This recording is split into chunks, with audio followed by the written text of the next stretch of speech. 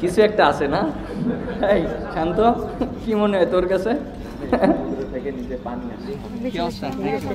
Match পরবর্তী সংবাদ সম্মেলনে অট্ট হাসিতে ফেটে পড়েন মেহেদী হাসান মিরাজ এবং নাজমুল হোসেন শান্ত। দুজনই ছোট বেলার বন্ধু, একই সাথে যুব দলে খেলেছেন, একই সাথে জাতীয় দলে খেলছেন। প্রশ্ন ছিল চট্টগ্রামের উইকেটে কি এমন আছে, কেনই বা প্রতি বিকেলে উইকেটের চরিত্র বদলে যায়। সাগরিকার এই উইকেটের খুব কাছেই বঙ্গোপসাগর এবং জোয়ার ভাটার ফলে শেষ বিকেলে এই উইকেটের নিচে নাকি পানি আসে। শান্ত এমনটাই বলছিলেন। তবে সে যাই হোক, এই উইকেটেই মেহেদী হাসান মিরাজ রেকর্ড গড়েছেন। তৃতীয় বাংলাদেশি হিসেবে একই টেস্টে 5টা উইকেট এবং সেঞ্চুরির দেখা পেয়েছেন।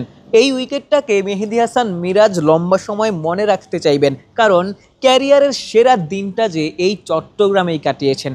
একই টেস্টে 5 এবং সেঞ্চুরি এর আগে কেবল সোহাগ গাজী এবং সাকিব আল হাসানই করতে পেরেছিলেন।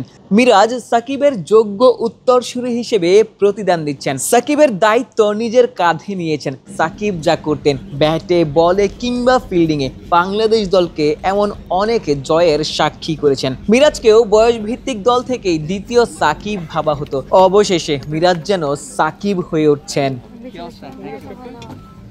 চট্টগ্রাম টেস্টে মিরাজ এমন আরও একটা কীর্তি করেছেন যা বাংলাদেশে শুধু সাকিব আল হাসানই করেছেন।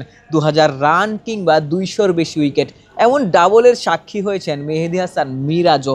সামনের দিনগুলোতে মিরাজ হয়তো সাকিবকেও ছাড়িয়ে যাবেন। টাইগার ভক্তরাও হয়তো এমনটাই প্রত্যাশা করবেন। আশিক সারোয়ার, নিউজ 24।